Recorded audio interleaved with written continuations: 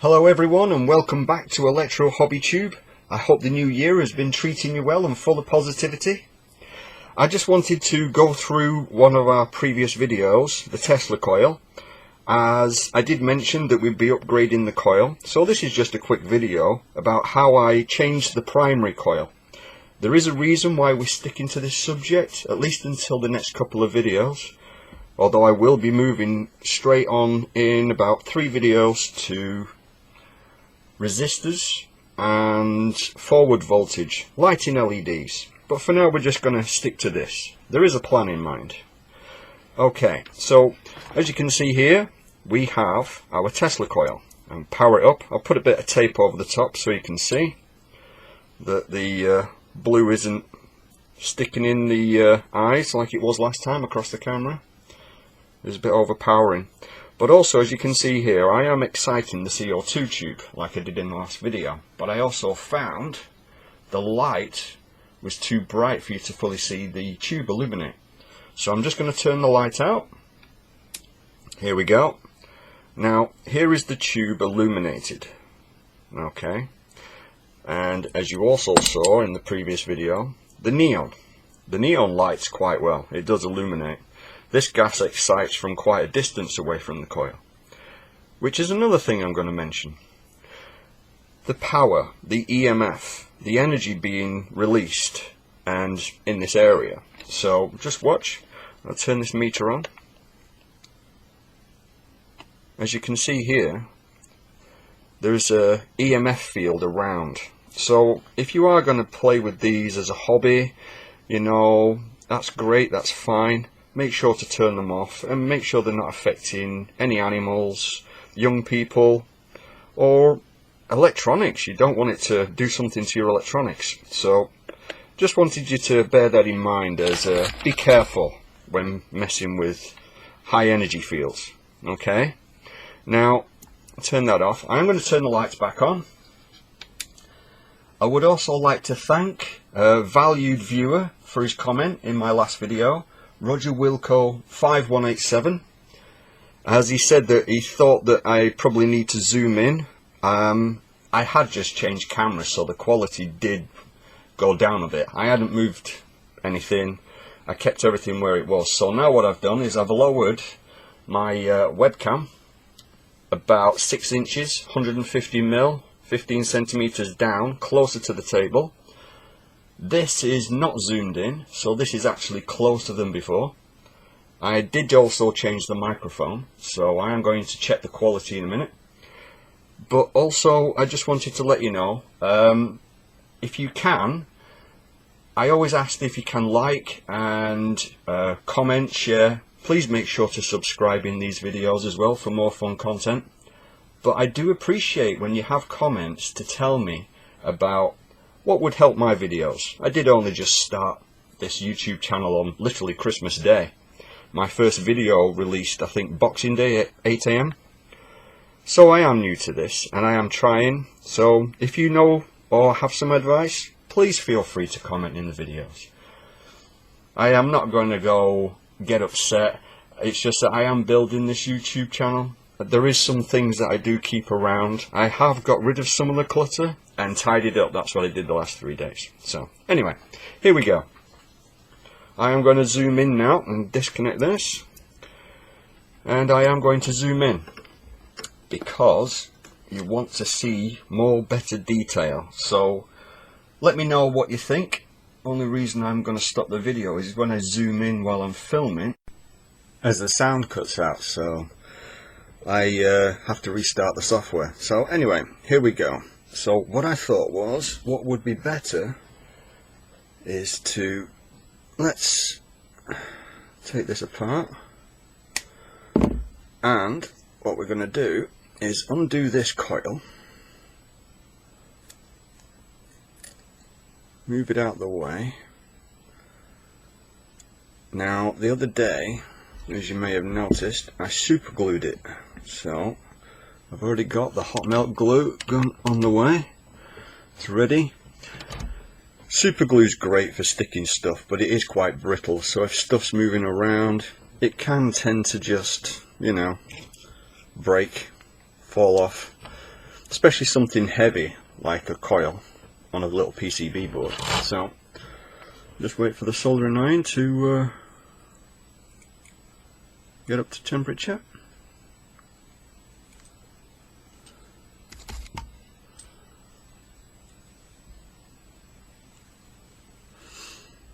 Yeah, I've been using like an old cell phone that was great, but it was taking me like an hour to transfer the video footage over to the PC, and then it was taking me like probably about an hour or so rotating it, editing it. It was just becoming a bit of a pain, so I decided that I would change. Now, just move this piece of, right, come on, there we go, disconnect that, there we go, right, there we go, right, so now I can remove this coil without ripping the enamelled wire. And what we're going to do now is we're going to fix, let's just get that straight, let's fix this new coil. Now, alright, I'm going to use, that's the longer end, okay. So what we want to do is also, with the enamel coil, is it's got enamel on it, a coating over the copper. So I'm just going to tin this off. There we go.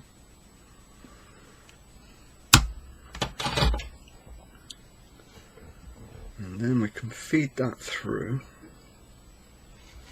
And now what we're going to do, and make sure that that's not touching there, use the hot melt glue.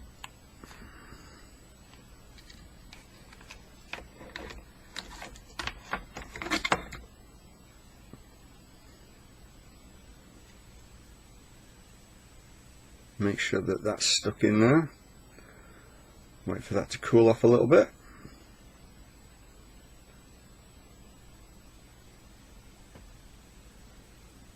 Oh, that's very hot. Okay.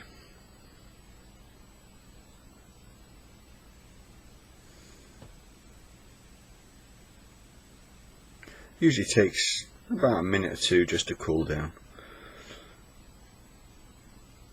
And then we can try this coil out.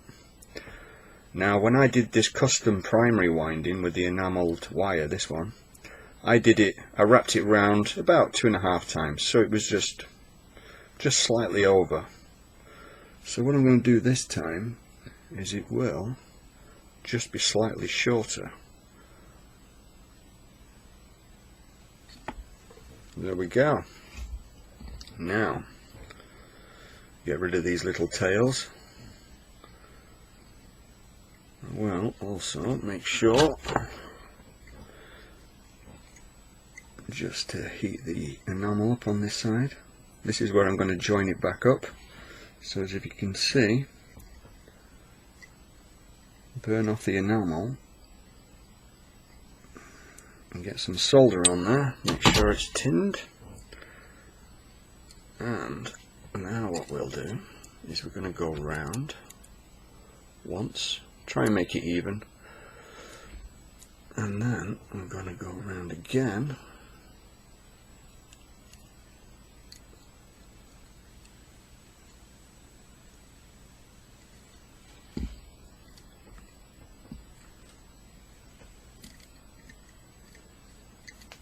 Just make sure I can loop onto there. Now I want to make sure that this coil isn't touching this time. I did find a couple of times in the previous video, sometimes I wasn't able to illuminate the coils, the tubes, because it would appear that it was somehow shorting out. So I'll just fix this in place, solder it here so you can see, and heat this up.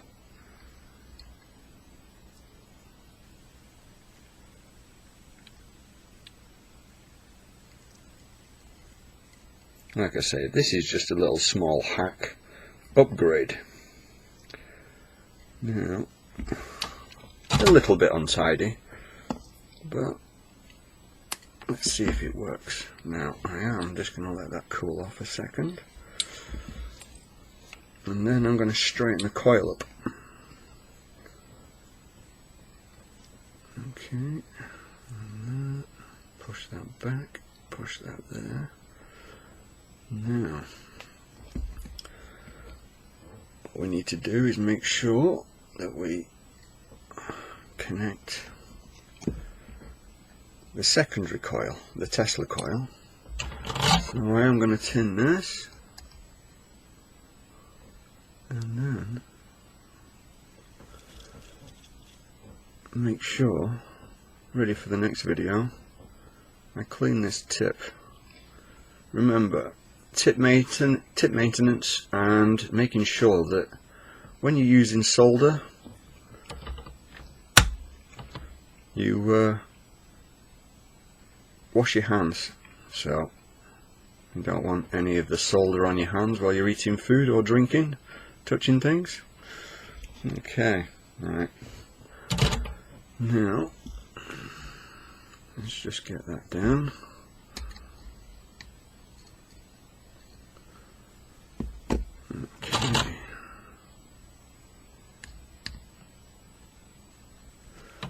Okay, let's see if this is going to work.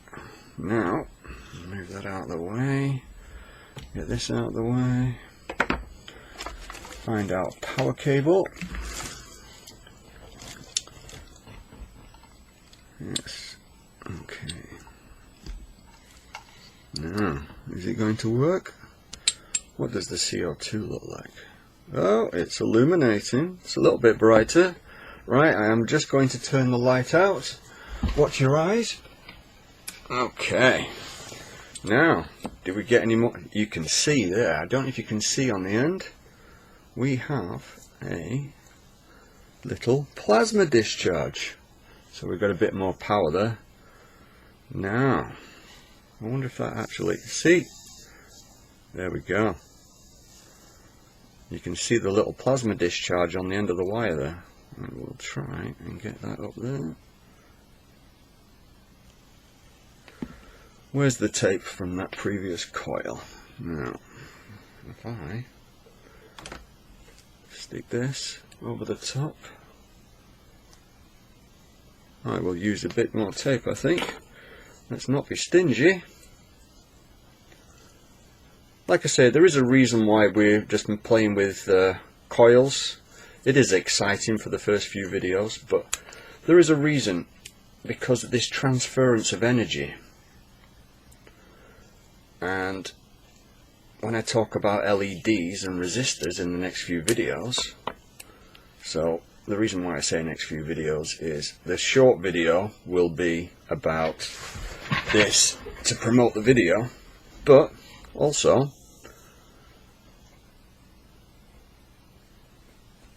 I'm going to be talking about LEDs, resistors and forward voltages, because we will be moving on. What we would do in an emergency. Some people get power cuts, blackouts. Now, watch your eyes, because here is something you haven't seen before. There we go. Now this is a fluorescent tube.